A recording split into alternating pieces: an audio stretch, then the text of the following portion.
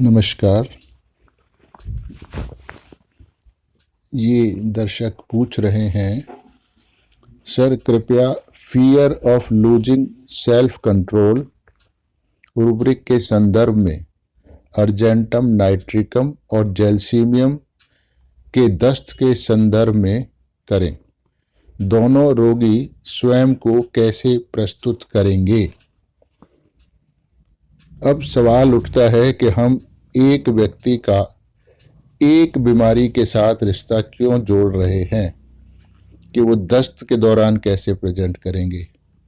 अब दस्त के दौरान भी जो उनकी टोटल पर्सनैलिटी होगी उसी के हिसाब से अपने आप को प्रेजेंट करेंगे।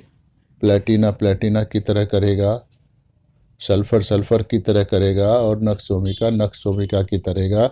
इसी तरह जैल्सीमियम और अर्जेंटम नाइट्रिकम भी जो उनकी टोटल पर्सनैलिटी है उसी के अकॉर्डिंगली दस्त के दौरान भी बिहेव करेंगे और बुखार के दौरान भी और जो बीमारियां हैं उनके दौरान भी। तो हमको ध्यान दस्त की तरफ नहीं देना है, हमको ध्यान देना है टोटल पर्सनैलिटी की तरफ। तो अर्जेंटम नाइट्रिकम जो होता है वो एक नर्वस इंसान होता है, उसको लगता है कि वो बीमार है, उसको काम नहीं करना चाहिए, तो वो इसलिए सिक फील करेगा। मतलब छोटी छोटी बात से वो घबरा जाने वाला व्यक्ति होता है, उसको लगता नहीं है कि वो चीज़ों को कैसे मैनेज करेगा।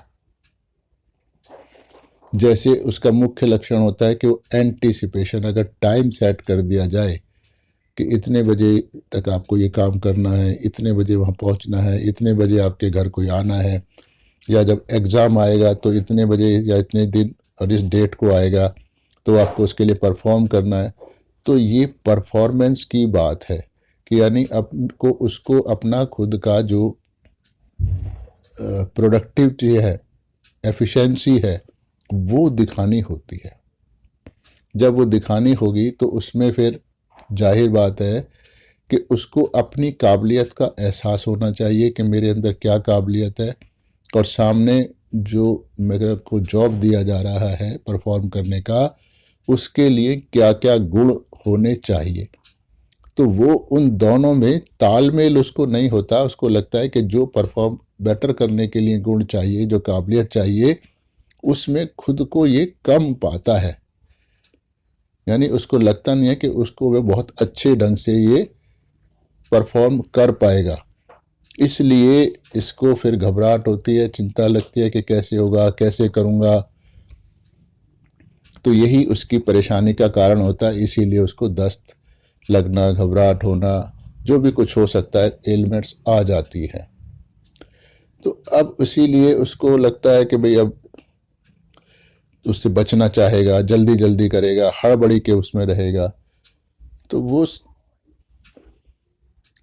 जो काम है उसको लगता है कि अब मैं उसको प्रॉपर ढंग से कर नहीं पाऊंगा। अगर ये दस्त आ गए, उल्टी आ गई, दिल धड़कने लग गया, एंग्जाइटी होने लग गई, तो वो उसका टोटल और कैरेक्टर देख के आप उसको दस्त के कॉन्टेक्स्ट में लेंगे। परंतु जो जैल्सीमियम की पर्सनैलिटी होती है वहाँ उसको एक कोऑर्डिनेशन और बैलेंस की बात होती है कि उसके माइंड में और उसकी मसल्स में बैलेंस कैसे बना रहेगा।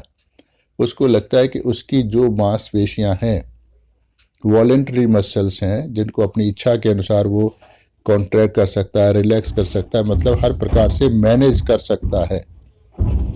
तो अब उसको लग रहा है कि वो तो मैनेज नहीं कर पाएगा, यानी मसल्स में रिलैक्सेशन होता है, यानी उसकी जो विल है, जो इच्छा शक्ति है, उसके अकॉर्डिंगली उसका शरीर काम नहीं, साथ नहीं देता है। कहते हैं कि जो शरीर साथ नहीं दे रहा पर मन से तो करना चाहता है वो। तो यानी अपनी विल पावर फिर उसको स्ट्रॉन्ग करनी पड़ती है किसी चीज़ को करने के लिए। जैसे मान लो दस्त की ही अगर हम बात करें इस केस के अंदर, तो दस्त में अब एक तो तरीका है कि दस्त आए तो आप उसको कंट्रोल कर सकते हैं, थोड़ी देर रोक सकते हैं। पेशाब आया तो उसको थोड़ी देर रोक सकते हैं। तो अब रोकने के लिए आपको अपने मन को वहाँ लगा के रखना पड़ता है, कंसंट्रेट करना पड़ता है। तो अब यहीं जैल्सीमियम की समस्या होती है कि अगर उसका जरा सा भी अटेंशन उस पोजीशन से गया, उस स्थिति में से हट गया, यानी जब कंट्रोल कर रहा है यूरिन को या स्टूल को, अगर वहाँ से उसका ध्यान कहीं और चला गया तो फिर वो मसल्स जो हैं अपनी मर्जी से काम करेंगी और उसको स्टूल या वो निकल जाएंगे। यानी उसको डर लगा रहता है कि अगर मेरा ध्यान कहीं और गया तो फिर ये मसल्स रिलैक्स हो जाएगी। तो यानी टोटल पर्सनैलिटी के हिसाब से हमें हर चीज़ को समझना होता है, ना कि किसी एक खास बीमारी के हिसाब से। तो जो थेरेपेटिक मैटेरिया मेडिका है, इसका उतना ज़्यादा रोल होता नहीं है। इस आपके अंदर करोड़ों बीमारियां हमारे अंदर हैं समाज में, तो अगर हम थेरेपेटिक के हिसाब से चलेंगे तो हर बीमारी की थेरेपेटिक को तो हम ले ही नहीं सकते, इसलिए हम फिर 8, 10, 15, 20 दवाइयों का थेरेपेटिक देखते हैं। लेकिन अगर इंडिविजुअलाइजेशन के हिसाब से चलेंगे और ख़ास तौर से उसकी मेंटल स्टेट को इंडिविजुअलाइज करेंगे, तो फिर चाहे वो दस्त हो, चाहे बुखार हो, चाहे बीपी हो, चाहे कोरोना हो, चाहे टाइफाइड हो, चाहे डायबिटीज़ हो, चाहे इंसैनिटी हो, फिर तो हम हर चीज़ पे प्रिस्क्रिप्शन दे ही सकते हैं और उसको सही ढंग से क्योर कर सकते हैं। तो इस प्रश्न का सवाल जो जवाब है वो एक ही है कि हमको डायरिया या बीमारी के नाम से प्रिस्क्रिप्शन नहीं देना है, बल्कि पेशेंट की टोटल पर्सनैलिटी के हिसाब से इंडिविजुअलाइज करना है। तो फिर हम आसानी से उसकी उस बीमारी को भी क्योर कर पाएंगे। तो आशा है कि इसका सही जवाब आपको मिल गया होगा।